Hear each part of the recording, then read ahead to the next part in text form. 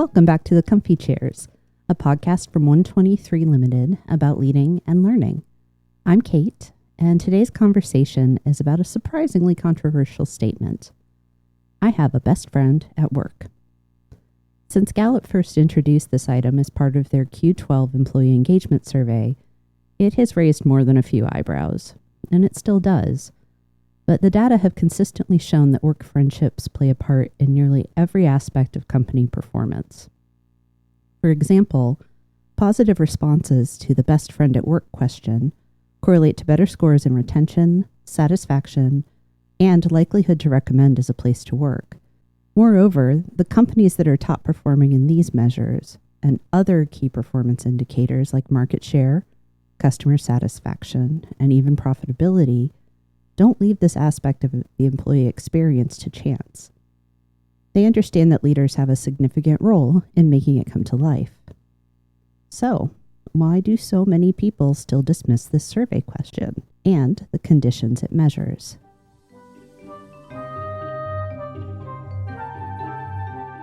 Today's guest in the Comfy Chairs joins me for a conversation where we hope to uncover some answers. She is, I think, just the right person for this topic. Not only does she have extensive leadership experience and a reputation for creating lasting and successful working relationships, she's also my best friend, and we met at work. Amy, welcome. Thank you. It's good to be here. Yes, and this is actually a re-recording because we had some technical difficulties, so that is definitely the mark of a good friend. Yes. Thank you. You're welcome. So I'd like to invite you to start with introducing yourself. Sure. So I'm a nurse. I'm a healthcare leader. I've been an executive and a leader in the healthcare world for over 20 years now. A variety of different settings, different team sizes, different makeups of my team, some remote, some all on site, some 24/7. So just a variety of different teams I've worked with. In preparation for today, I had sent you a couple of articles, some of them directly from Gallup. They call out 4 or 5 benefits that I thought would be good for us to kind of start with and react to. Okay. They show that when people claim a best friend at work, belonging, psychological safety, accountability, ownership, and positive impact to culture all come into play. So I'm curious, this is a real broad question on what your thoughts are in response to those articles, and if you think there's anything really important to call out. So I think it's interesting to actually see the results and the outcomes correlated like that, right? Mm-hmm. When we first started at my organization asking this question, I was kind of like, well, this is kind of silly. What does this have to do with the engagement? Yeah. But when you step back and really think about it and read those articles and you think about how all those pieces tie together to an employee's engagement in the organization, it really does make sense. So psychological safety stands out for me as a big one, right? In healthcare especially, but I think in any industry. And really having that person at work that you can go to and not be worried about what they're going to think. Yeah. Whether it's hey, I don't even know what to do in this situation, or something as simple as, hey, remind me when this project's due because I don't want to ask my boss and I'm pretty sure I'm late, right? Yeah. But those kinds of things, I think having that is important, having that person you can go to and feel safe to ask the questions and never feel like you're going to be slighted.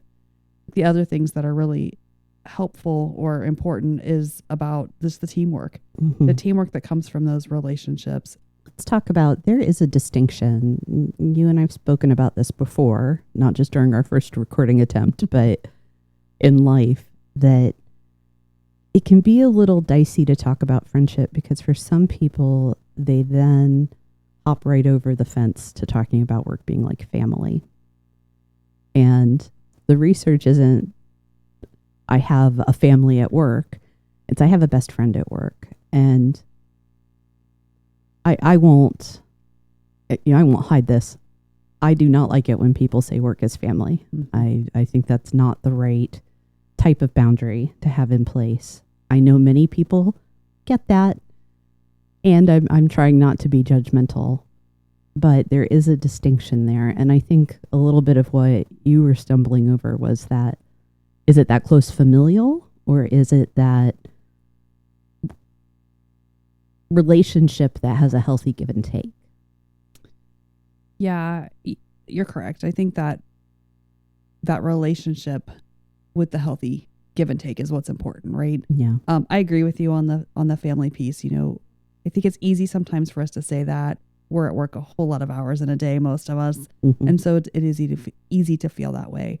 But what you rely on your work best friend for is very different than what you rely on your outside Mhm. support person for, typically. Yeah. And everybody's different, but typically there's a boundary there. Mhm. And I think it's important for people to be able to distinguish and understand, what I go to this person at work for. And there's lots of times you have great friends at work. You may never see them outside of work. Exactly. Hey, I'm working with so-and-so and so-and-so today. It's going to be a great shift because we're going to have a little fun, but we've got each other's back, all the things that are important and making the day go well. And then, we're going to all go home and do our thing and come back tomorrow. And that's just how it is. And so just having that Mhm. separation. Yeah. I think that's a very important distinction. It comes down to boundary management. Mm-hmm. And as important as psychological safety and belonging are, that those clean boundaries kind of help maintain it, Mm-hmm. particularly in the environments that we're familiar with that are high stakes, sometimes very high emotion, can be literally life or death. Mm-hmm. That the friendship's important, but the clean margins, if you will, Mhm. are something that I would always advocate for. You've used the term have your back a couple of times, and that's something that we've seen in some of the literature articles that we've read, but I'd like us to talk about what exactly that looks like and some of the other aspects of what makes friends at work. So in my mind, that have your back kind of thing is that person that that you can go to, right? Mhm. Or they may even be the one that, let's say you've been in a difficult meeting and you stumbled or you weren't sure or you got put on the spot. That's the person you go to say, Mhm. what could I have done different? What did you see that maybe wasn't good, or what did I miss? Kind of a conversation, and using that person as really that helped me.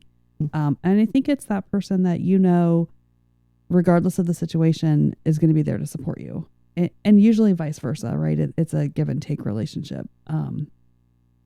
So that's kind of where that comes to in my mind. Yeah, I think about having people at work who safeguard your reputation Mm-hmm. as well. Mm-hmm. I know one of the terms that sometimes people use is brand, Mm-hmm. but are they there if you're not in a meeting and something comes up? Do they have your back? Yeah. Are they going to talk about your good work? Are they going to sing your praises? And not with any idea of gain for themselves. No, I think that's a great Yeah. example. Yeah. Yeah. Now, what do you think the secret is? How do we go about building and maintaining those workplace friendships? I think as an employee, as the Mhm. looking for the peer and the friend, I think it's just about making the connection. You make the connection with the people that you work with, maybe not all the time, but routinely enough. You make the connection with people that are going to support you in your growth. I think as you get into a leadership role, you're looking for someone that's not always going to be like, oh yeah, you're right, they're wrong. You want somebody that's going to support you, but also help you think broader. And I think it's important to have those things in mind. I think it just becomes about how you spend the time to get to know someone and the relationship. Mhm. And it kind of goes from there. As you've gone from staff to leader to executive in your own career, have there been any differences in how you manage those relationships over time? I would say definitely. And so is that about the role? Is that about experience and wisdom that comes with years? One of the two, right? Probably a little of both. I think if I think back to early in my career, it was a very different friendship. The boundaries were not the same. Yeah. You were friends, you went out after work. There was just a different relationship there. As I stepped into leadership roles, that looked different. It had to, in many ways. And And so figuring out what that looks like. But I think even through my leadership journey to where I am today, it's been very much about a shift from, for me at least, looking for the friend who was always on my side and never would say, no, I think you missed that one, to now it's that person that I know is going to help me grow Mm-hmm. in the right ways. Yeah. Always be supportive, but isn't going to always be like, oh yeah, you're right. Yeah. Kind of a person. Yeah, I think it's good that we're talking about leaders, because where I eventually want the conversation today to go is the role and responsibility of leaders in fostering friendships among their team. But a big part of leading well in this space is recognizing that you are an employee. You should have friendships at work to make your experience better, to improve your engagement and productivity, but also recognizing that if you have aspirations to move up the chain of command in a traditional promotional way, that it's going to have an impact on those friendships. Mm-hmm. That the friends that you had when you were in the front line, those may still be precious relationships, but they may not look the same. And the burden is unfortunately on you as the leader. Absolutely. For that. Yeah. I also think about some of my very early career missteps in that space. And I'm going to say fortunate, when I was entering one of my very first managerial roles, that I had two coworkers, that I was friends with. I would have said, if I'd taken the survey at that time, they would have both come to mind on that question. And when I became their manager, the one woman, she was very emotionally mature, and she and I were able to have that conversation about, what does this mean for our friendship here at work? Now that I'm your boss and I have responsibility and accountability for your performance, we navigated it well. Mm-hmm. This other woman, it became a very unhealthy dynamic. And I go back to that issue of boundaries, that I was too inexperienced and naive, and it totally blew up in my face. Mm-hmm. Totally blew up. It impacted my ability to be effective with her, with other members of the team. And I'm not saying I'm responsible for her poor performance at that point. There was a lot else going on. But, I did have a part to play in her not being an effective, lasting employee because of that. Yeah. Hard lesson to learn, but I'm very glad it happened in my 20s and not as I'm approaching 50. Correct. Yeah. So, and we probably all have a very similar story, right? Mm-hmm. Of learning those lessons sometimes the hard way. Yeah. And even as much as you're given that tidbit and that, that kind of pearl, if you will, of leadership as you're getting going, I think it's something that many of us have had to really figure out how we work through and figure out how to draw the boundary. And well, in any of those lessons, it's, what did I learn? Yep. Okay, I made a mistake. What did I learn? Absolutely. How do I use it going forward? And that space of work relationships is really important to get figured out sooner rather than later, I think. So, we've talked a little bit about, there's research supporting it. We're both very pro friendship at work. Why do you think that this is something that people resist, that leaders specifically resist? I think there's probably a couple things that come to mind. I think one is always the concern of productivity. Mm-hmm. If people are too friendly, is the work getting done, or is there more time spent getting coffee and chatting about last night, right? Or whatever. So I think that productivity concern is real for a lot of folks. I think another one is a little bit about not truly understanding the impact that it has on your team. And so maybe linked to productivity, but you just want people to come in, do their job and go home. Mm-hmm. And that's not realistic, right? We all know that if all the engagement signs point to the results. Yeah. And the other thing that sometimes I think, and maybe having come from healthcare, large units, large groups of people, you sometimes see cliques form if you're not careful, and we go back to boundaries, but that can have a detrimental impact on your outcomes. And so if a leader's been through situations like that, there's probably fear. Yeah. And I think fear of what it does to my unit or my department, but also fear of what's happening with those folks, especially if I'm not comfortable myself in my role.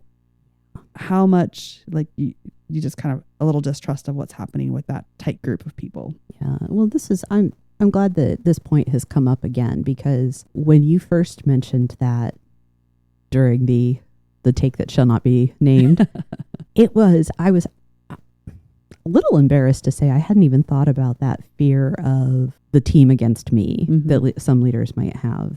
I was like, oh, well, yeah, that is the case. And I think when we talk about concerns about productivity or clicks or fill in the blank, some of it has to do, those leaders lack a certain amount of savvy, understanding like productivity is not 8 hours nose to the grindstone. Correct. Human beings can't maintain that. Healthy breaks are part of our productivity. That relationships help make those breaks healthy. Yep. That clicks aren't necessarily evil by their very nature. And if you're concerned about your employees, quote unquote, plotting against you, that's a huge red flag. So I'm curious, what part, as a leader of leaders, somebody who manages leaders yourself, what role does the manager's attitude toward their employees having friendships play in your assessment of their leadership abilities? I think that's a good question. And I think it's like so many things when you're assessing one of your leaders, it's a piece of the entire picture, right? 100%. Yeah. But I think it's a symptom. And I think it's something that you can really look at to say, if you're seeing things in the department, the outcomes aren't what you expect. We're not hitting targets. The engagements, the overall engagement scores are low. There's a high turnover rate. You start to piece all that together and really understand, what's at play here. And I think it has to be part of the conversation or part of the digging to understand. It's never, in my mind, there's never typically one thing that's the problem. Yeah. There's usually a lot, and this is one piece of that bigger problem. Yeah, I think it's a thread that you can tug on. And because it is a divisive concept, unfortunately, depending on how vocal someone is, it may be a little sign to you as the manager, the leader of the leader, to say, let me pull on that and see if it connects to anything else. Right. Which, is any manager's job, regardless of level, is to have that awareness of their people and their attitudes. So it all ties in. Let's dive a little bit more into how leaders can support friendships at work for their team. So I think there's a couple things, and I think one of the things I'll tell you a little story kind of to get us started. I have a team that is currently remote. They were not. They worked together in the same area pre-COVID. Everything's either pre-COVID or post-COVID, right? But pre-COVID. So they were quickly pushed out to be a remote team, fully remote. And we've kept them that way. And actually, they enjoy it. It's working well. I was with them at a holiday luncheon, I don't know, a year or two ago. And I overheard a conversation. And one of the employees walked up to Tim and said, "Are you Tim? We've never met. I'm Susie." And he's like, "Oh, yeah." And she said, "I have to tell you how much I love your daily message and our Teams chat.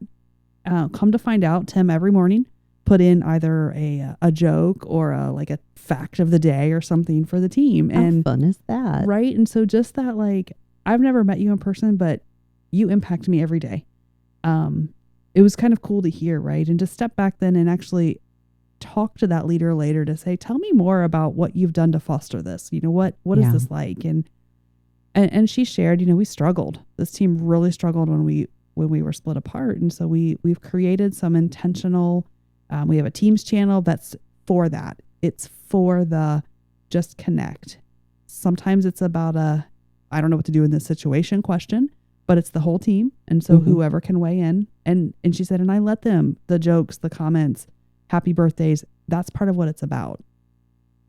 So it was really like, gosh, that seems so simple, but it really does pull a team together in a way that's different and allows them to know a little personal something about one another when they may not know what one another looks like. Right. Right. So I think those things are important. I think when you think about teams that are together more often, it's not, I don't think it's big things. It's letting the camaraderie happen organically. I think you have a 10 a.m. staff meeting, chatter, people are chattering and life is good. They're talking about good things. Let them talk till 10:05. It's okay. Yeah. Or, use time on an agenda to introduce people to share stories with one another. That just helps people connect in a different way. Yeah. I think one of the things I love about that, Amy, is that it's easy. It's simple. It's not, here's a whole program about how you're going to have your employees have fun with each other. And then I need you to document it and have your action plan and all the things. That's not right. This isn't that. It's, no. Right. What I love about it is it's within the flow of work and it's allowing for those natural interactions. And all it takes on your part, leader, to do that is to say, I need to create a 5-minute cushion in my agenda. And when it's time to transition from what I think of as kind of the fellowship to the business part, to do that with kindness. Absolutely. Now, you and I we're not the party planning people. No. Probably one of the reasons we're friends. And there are people that's what they crave, even from their work friendship, is to have that more social as opposed to, I'll call it incidental, where it just kind of happens organically throughout the day. What can managers do to feed a little bit of that to their people as well, if they're like us and they don't want the party, they don't need the party? So I think it's a little bit about, well, as always, knowing your team, right? So you've got some folks on your team that's important too. Or maybe it's just important, once, twice a year to have something outside of work. But I think it's finding the people on your team that like it and that are asking for it and empowering them to go for it. Go ahead and plan. Let's plan a after work outing, or a Christmas luncheon or whatever it might be. It could even be as simple as a carry-in for, right, next month's birthdays, whatever. But let them plan it. Give them the space to do it. Your team. If you have to give a few guardrails, that's fine. But let them go with it. Yeah. Well, and that's one of those leadership hacks, if you will, is sometimes you can have things happen on your team because you let other people do it. Yeah. Particularly if you're not inclined to do the more, potluck fun stuff, or if you don't have the time. Right. But it's a way to recognize and to let those employees make it happen for themselves and for their colleagues. Yeah. That one. We had also talked about in the past about introductions. You mentioned that as something to do like during a staff meeting. But I also think there's real value in how we onboard people into teams. Yeah. And I'd like to know, what are some things you've seen that have worked? And if there have been any things that you're like, I would do that differently. Yeah, it's always a challenge. Not always a challenge, but there are challenges with that and finding the right mix of what that looks like. And, I think the first big thing is just making sure that people are brought into the team. You can't just drop somebody new in a department and be like, good luck, walk away, right? Or even this is so-and-so and she's going to show you the way today and then you're on your own. So I think it's about connecting people. And, we talked last time about kind of buddy programs and the like, and they sometimes work, they sometimes don't. It all depends.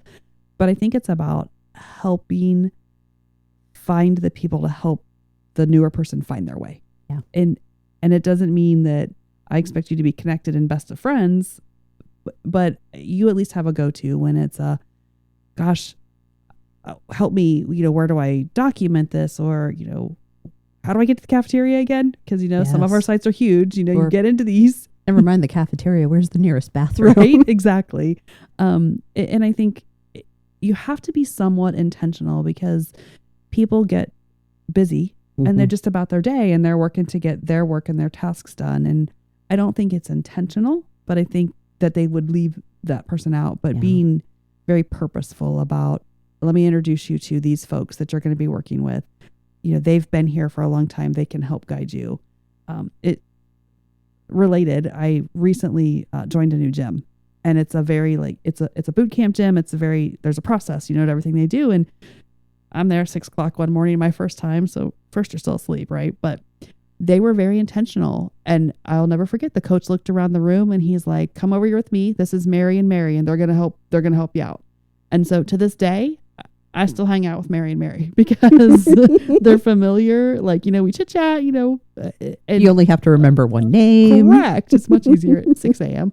But it's the same thing. It's not, again, it's back to simple. And I think it's that how you introduce people to the team. And then, if you have a remote team, how do I go about that? We've started using a lot of pictures. Oh, I love that. In announcements even about, so-and-so's joining the team or has been promoted, and putting pictures in so people can connect a face and a name and start to just feel different about it. Yeah. Something I've seen done that I love is not doing a formal picture, asking them to Yes. share their favorite picture of themselves or their family. Right. Yeah. And those pictures have been such beautiful windows into who those people really are. Mm-hmm. Even not having your blurred background on Right. if you work from home. And there are reasons to do it. I don't ever fault someone for being like, I didn't get to the laundry and I'm just going to blur that today. Something I loved about the time that I spent remotely during the pandemic was that window into people's homes, Mm-hmm. to be able to imagine them in their place. Mm-hmm. Because you don't always get to make your office your own. Yeah. It's funny you say that because I have recently, as you know, I'm quite mobile. Yes. I am not what I would call remote, but I'm never in the same place. Mm-hmm. And so I have recently, probably back around Christmas, shifted to some backgrounds. More about it was more about Christmassy at that time, right? But then I Yeah. shifted to a winter one. Recently shifted to a spring one after some pressure that winter was over. But it's interesting you say that because I look for those pictures that are kind of calming to me or speak to me. And so there's a lot of conversation about what's that today, and so it does lead to a little different conversation than whatever randomness is behind me. But I hadn't really thought of it that way. It's important for us to talk about the needs that remote workforces have. What are some of those simple, tiny ways that you can encourage conversation that isn't always focused on the job? And it can be something as little as having a picture up from your last vacation. Mm-hmm. It's the tiny little moments of intention Mm-hmm. that I think really make the difference. And that's the leadership skill and making the small choices that are about human connection. Mm-hmm. I want to go back to the buddy program because I feel like I have an apology to make to the universe, if you will, because I have in the past been very vocal and anti-buddy program. I think some of it is I don't like the language, Mm-hmm. and I'm picky about word choices. I also think some of the buddy programs that I've personally encountered through research or personal experience have not done a lot to treat people like professionals. There's been this kind of elementary school buddy Mm-hmm. activity going on, and that always leaves a bad taste in my mouth. All of that being said, my judgment aside, I think that is a very simple and powerful way to recognize people that create fabric Mm-hmm. on your team and to ensure that somebody who is new immediately starts building relationships. Yeah. I've come to really rethink that. Yeah. And sometimes it's in the terminology, right? Mhm. But I also think if I think back, being in healthcare, there are often people on your team that are they're the culture you want everyone to learn. Yes. They may not quite have the skill set to train the new employee, but they have the culture and they have the behavior and the attitudes. And so how you highlight and encourage that as Mhm. well. Yeah. Um, Well, it's, if we think about organizational culture, what does that mean? And lots of ways to define it. But I think the simple one for our purposes today are the behaviors and mindsets that we all contribute. This is the way we do things. mm-hmm, And you want to have a warm, welcoming environment mm-hmm, that is integral to your team culture, your organizational culture? Or do you want it to be a little more survival of the fittest? Right. Not to be too flippant there, but I think that's the distinction. Mm-hmm. I had the opportunity to have as a guest in the podcast Stephanie Lemick, who's an expert in trauma-informed workplaces. Mm-hmm. And if I think about a first day experience where you're thrown into the deep end, even though it's not necessarily big trauma, are you creating the associations and minimizing negative impact to people? Mm-hmm. Being able to make it as hospitable and friendly as possible can go a really long way. Absolutely. I think it sets the stage. It sets the tone, to your point, of what to expect when I come to work every day. Yeah. And I think we have to remember that in any organization, any move an employee makes is impactful. So I may be an intercompany transfer, but this is still all new to me. Yeah. Your policies are different. The people are different. All the things are different. So you have to treat every employee like the same as they come in, but absolutely setting the tone right from, I would argue, from before day one. Yes. And yeah. So you mentioned like an intercompany transfer. We've talked about promotion as well. I think workplace friendships as a practice is also a long game. If we are fostering it from a person's first day, if we're encouraging those as employees continue through their careers with us, you're building this beautifully interwoven group of people. Even if the friendships change over time because of promotions or transfers, that you're still connected back. You have held a lot of different roles in those last 20 years. What have you done to keep those friendships alive from other roles and organizations and units that you've been in? I think it's just about it's about the connection, and you just keep those connections, and some of them are more distant than others. You may talk to somebody once every 6 months, but to be able to know who those people are, being able to reach out to them and just even connect on a project, or I got started working on this and it made me think of you, and I think you've done this before. Can you give me some advice? Just having that, just being intentional again about the reach out and keeping that relationship going while it may look and feel different. But I think it's, for me personally, you never forget those people that were so impactful for you throughout your career. And it's important that you stay in touch with them, I think, because you continue to learn from one another. Yeah, I see that there's an impact on accountability over time as well, because you recognize the interconnection of everyone's goals, and you feel a responsibility and accountability to supporting your friend. You and I worked closely together for a few years, and then within the same organization for several more years after that, but our paths didn't really cross professionally for a big bulk of that time, until I had some responsibility where I gained a new team that provided some support to you. And because of our work friendship, not necessarily because of our real life friendship, but because of the work friendship, I knew what some of your goals were. Things that appeared on the organizational criteria that were big company goals. I felt accountable co-ownership with my work friend because her goals, I know them, and I know how they connect to the big picture. So my team's going to do what we can to support you. I think that's a good example. I think something else that comes to mind a little bit is how you can use as people move in an organization, and how you use that person, lack of a better word, to learn more or to gain a new trust. So-and-so's moved to a department where I maybe haven't had the best relationship before. And then I start to hear a different message from them. And you open up to, okay, let's think about this different, or let's think about these people different and how they go about the work. And it's just a greater understanding of the organization at the same time. It has me thinking that there is a benefit to spending some time, whether you're in a leadership role or even as a frontline employee, to look across the organization and say, where don't I have relationships? Mm-hmm. It doesn't mean that I'm looking for my new BFF, but where don't I have those relationships? Maybe there have been some misunderstandings.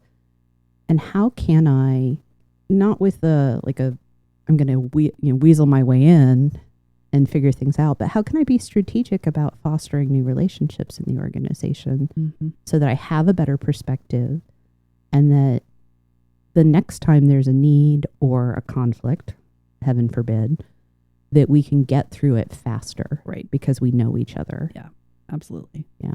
That's, at the end of the day, this is talking about, are the relationships in place that allow you to get the work done? It's not the only reason. It's certainly not the only reason to have friendships at work, to foster them, to go after them actively. It's the big reason that it's so good for us to have friendships. Mm-hmm. Yep. What are some other simple actions or practices that you think leaders can take to ensure that their employees are able to form friendships with each other?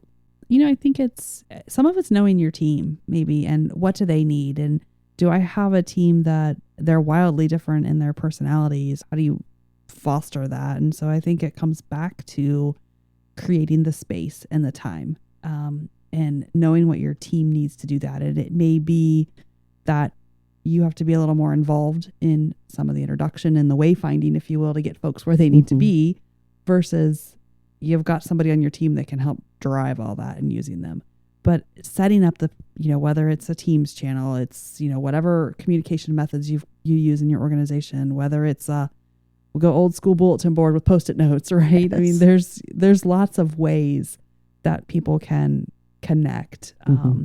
And I think just being very intentional, and I think also role modeling for your team, what work, those work relationships can look like and how they can benefit. Mm-hmm. And not being afraid to speak about that. I love the idea that being a role model in this space is at the top of the list for people. Mm-hmm. And like you said, not being shy about it, but showing this is how I function on the job. Mm-hmm.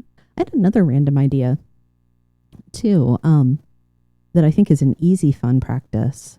If your organization offers any type of self-assessment, personality assessment, DISC, Enneagram, any of those, or go out online and find one of the thousands of free, simple 5-minute ones, those are a way to do something that's work adjacent, that lets people have a shared language about their preferences, their behaviors, their mindsets, but it gives people a language to talk about who and how they are in their world. And I have found, I think Adobe has one that's Adobe Creative. It's really fun because it gives you this illustrated version of what your creative personality type is. To see if I can find a link to that and share it in the notes.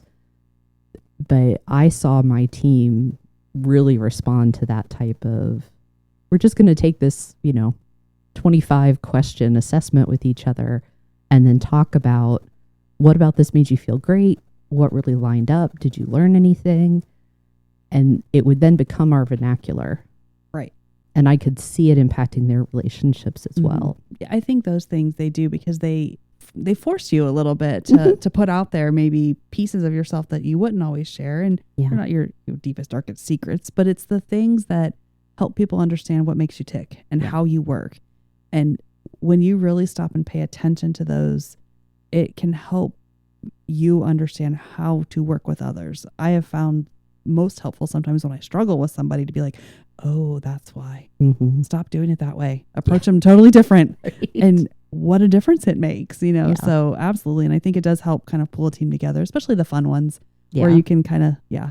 have a little fun with it. I think that is such a good investment of time. And again, obviously there are vetted, assessments that have amazing reputations. But again, even just a free online quiz that lets people talk about who they are. You said reveal a little bit of themselves. So those friendships can start to flourish. Right. We talked before about friendships at work contributing to psychological safety.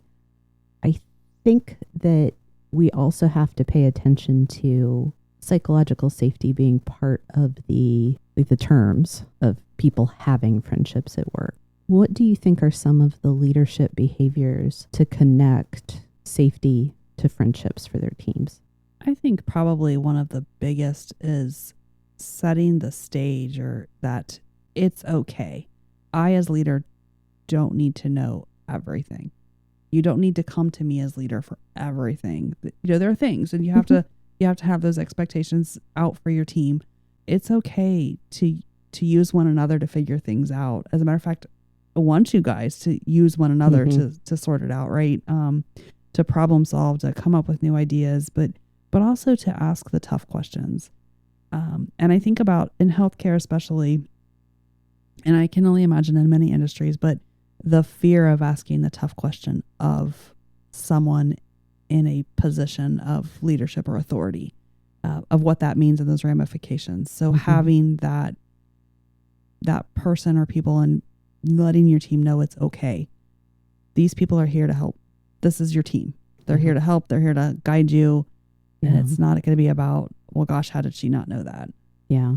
Yeah. Well, and, a big part of psychological safety is it being safe to not know, as you said, but also to make mistakes.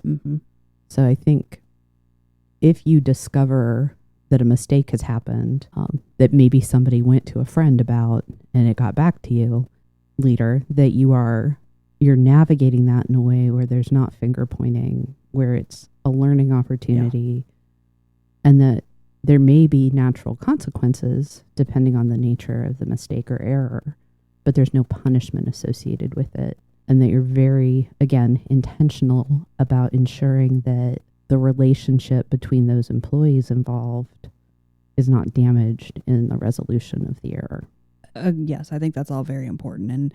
And there's so much there, because it is about how you as the leader approach that situation, not coming to conclusions and without fact finding, and just having the conversations, and but then how you don't risk somebody's confidence or trust in someone else. Yeah. That's tough, but I think it's part of the art of working through those things. One of the things that each leader needs to do is kind of define the characteristics of a healthy workplace friendship. Trust, boundaries. What are some of the other things that you would add to that? Gosh, those two are so big. I think, trust is just a huge one. I think it's mutual. I think there has to be, it's a two-way road. Support, encouragement. Yeah. I think those are things that just have to be part of it. I'm also thinking about, we've discussed self-awareness. We've discussed awareness of your employees, and you've talked about kind of knowing your team. I think there's also awareness of the team dynamics and being able to clearly map who has friendships, who is maybe on the outside. Are there cliques that are forming that aren't serving the greater good, if you will? I think I've shared with you, there's a meme that I encountered about a school teacher, and employees are not children. And I think there's something to be learned from this teacher's practice. That every Friday she would ask students to tell her, who do you want to sit with next week, and who's somebody that's doing, that you think has been super cool. I'm really butchering it. Every Friday evening, she would lay all of that information out and look for patterns to see, are there students that are being left out? Are there people that children continually being the ones recognized? If so, why? Do I see that in their behavior and in their academic performance as well. And the person that wrote whatever this post was said that they'd asked the teacher, well, when did you start doing this? And her answer was she started it after Columbine, because that was such a horrible example of missing a dynamic. Well, I don't think we're talking about potentially averting a workplace incident, but you are trying to understand, is someone being left out and not being given the opportunity to fully contribute on the team? Mm-hmm. And if so, why? Mm-hmm. How do I address that? That's a lot of me sharing thoughts and opinions with you. I'm curious to know how you think that can be operationalized, if you will. I think it's a lot of observing with the team. I think about teams where, so being in healthcare, you're in a nursing unit and you're making assignments, and is one nurse always given the assignment that's more challenging down in the corner by herself? You can watch those things, or you watch your team walk into a meeting, and is it always the same two people talking and everybody else, their backs are to them? I think it's just watching and observing and trying to pick up on those things. And then sometimes you're gonna have to dig in a little bit and have some very difficult conversations, but to really understand what's feeding it, what's leading to it, and to figure out how you start to address it. And hopefully you have friends at work that can help you through that yourself. Right. And I think that's another place where you maybe use that friend, depending on how close in proximity they are to your work environment of, I'm seeing some things. You're with my team a lot. Am I overinflating this? Have you noticed anything? Sometimes having an outside opinion, if they're, that trusted friend and they're close enough to your work environment, can be another way to dig in. Yeah. Well, I immediately had one person pop into my head of, I was having an issue and I couldn't get objective about it because I was in it. Right.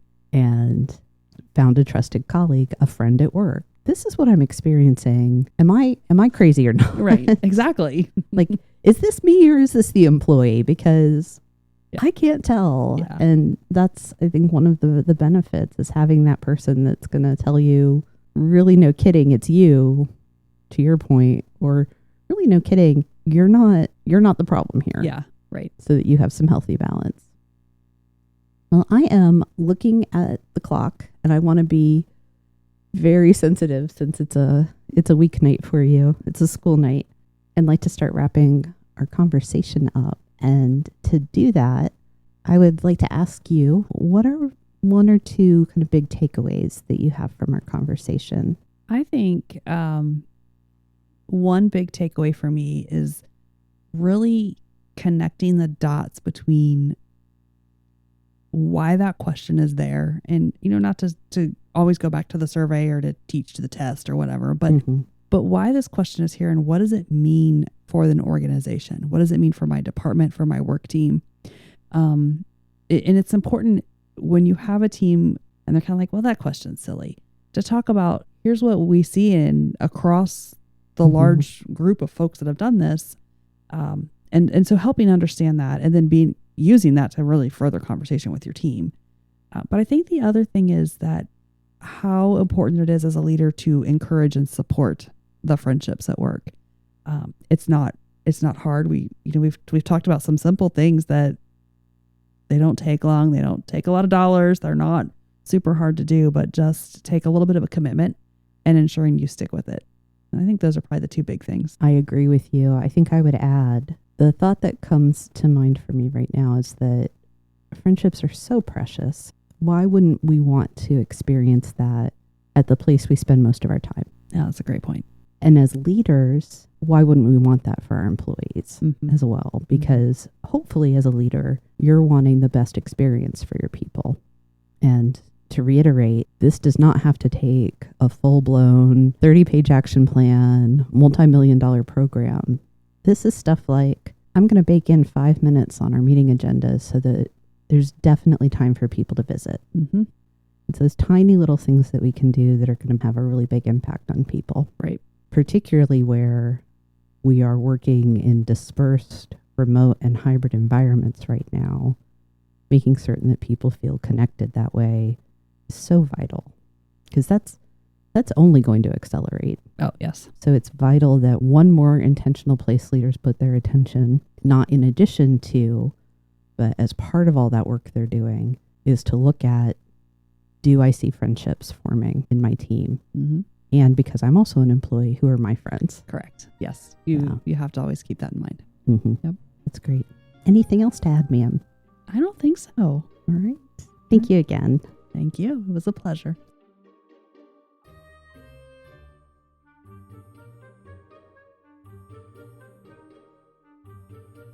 If you enjoyed this episode and you'd like to support the podcast, please subscribe, leave a rating or review, or share it with others.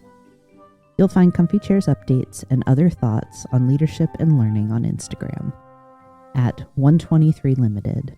That's ONE23 LTD.